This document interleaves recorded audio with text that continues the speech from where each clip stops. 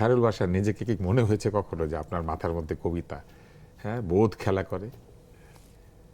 হ্যাঁ, এটা কবিতাটা আমার পড়েছেন মনে তো হয় আপনি, না? যে মাথার মাঝে এক ধরনের স্বপ্ন নয়, আকাঙ্ক্ষা নয়, হ্যাঁ, এক ধরনের স্বপ্ন বোধ নয়, খেলা করে। আকাঙ্ক্ষা নয়। হ্যাঁ, এটা আমার মনে হয় যে এক ধরনের বোধ খেলা করে, আর ওই বোধ খেলা করে বলেই মনে হয় আমি এই চরিত্রটা করতে গিয়ে অনেক বেশি আগ্রহী ছিলাম এবং নিজেকে সৌভাগ্যবান কিভাবে মনে প্রস্তুতি করি। নিলেন?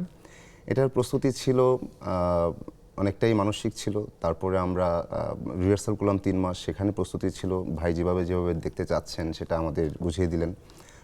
এক ধরনের ধারণা ছিল আমার, আসলে ঠিক ক্লিয়ার ধারণা না, বাট ওনার জীবনানন্দ দাশ ওনার কবিতা পড়ে ওনারকে নিয়ে এক ধরনের চিন্তা হতো যে কোন অবস্থানে থেকে কোন পরিস্থিতিতে একজন এই ধরনের তার মানে ব্যাখ্যা দিতে জীবনটা পারে। সম্পর্কে জানতে হয়েছে, হ্যাঁ, তার জীবনের যে কাহিনী, একই জি। সাথে তার কবিতা পড়তে তার হয়েছে, কবিতা কবিতা বুঝতে হয়েছে। জি, সেই তার মানে একটা সবটা আগে সাহিত্যের ছিল। ক্লাস পুরা।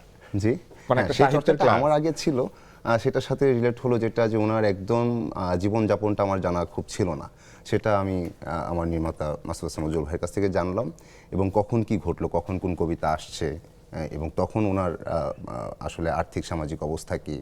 হ্যাঁ, তো এই বিষয়গুলো জেনে বুঝে তারপর এক ধরনের নিজের নানা ঘটনার সাথে রিলেট করা, নিজের চিন্তার সাথে রিলেট করা, এবং ওনাকে নিয়ে যে আমার ভাবনা, সেইটার এক ধরনের সামঞ্জস্যতা তৈরি হওয়ার পরে আসলে একটু কনফিডেন্ট হওয়া যে ওকে, চেষ্টা করা যায়, এবং আমি তো চেষ্টা করতে চাই অভিনেতা হিসাবে।